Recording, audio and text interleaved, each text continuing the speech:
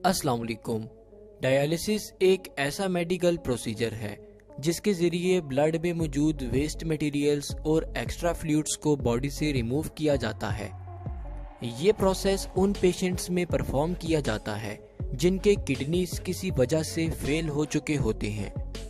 Normally हमारे kidneys हमारे blood से वेस्ट प्रोडक्ट्स को रिमूव करके यूरिन के रास्ते बॉडी से एक्सक्रीट करवाते हैं, मगर जब हमारे किडनीज किसी इन्फेक्शन या किसी और वजह से नकारा हो जाएं, तो हमारी बॉडी में वेस्ट मटेरियल्स इकट्ठा होना शुरू हो जाते हैं, जो कि अगर बॉडी से बाहर ना निकाले जाएं, तो डेथ का बाहिस बन सकते हैं।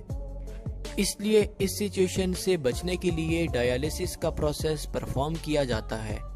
वैसे तो किडनी फेलियर के पेशेंट्स के लिए बेहतरीन ट्रीटमेंट किडनी ट्रांसप्लांट है, मगर क्योंकि किडनी ट्रांसप्लांट के लिए प्रॉपर डोनर का मिलना बहुत मुश्किल होता है और डोनर के वेट में काफ़ी अरसा लग जाता है, इसलिए पेशेंट्स को डायलिसिस का प्रोसेस रिकमेंड किया जाता है। डायलिसिस की दो टाइप्स हैं।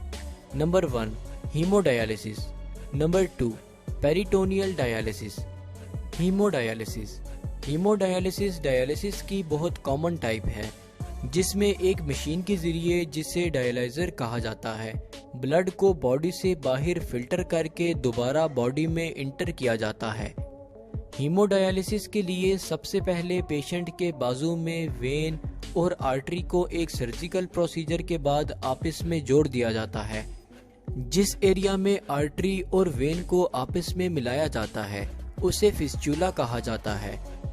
इसके बाद दो नीडल्स की मदद से फिस्चुला को मशीन के साथ कनेक्ट कर दिया जाता है।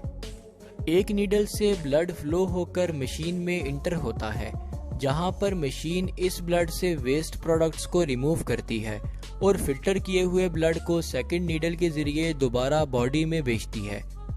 ये प्रोसेस तकरीबन 4 घंटे मुसलसल परफॉर्म होता रहता है और किडनी फेलियर के पेशेंट को तकरीबन वीक में 3 बार ये प्रोसेस परफॉर्म करवाना पड़ता है।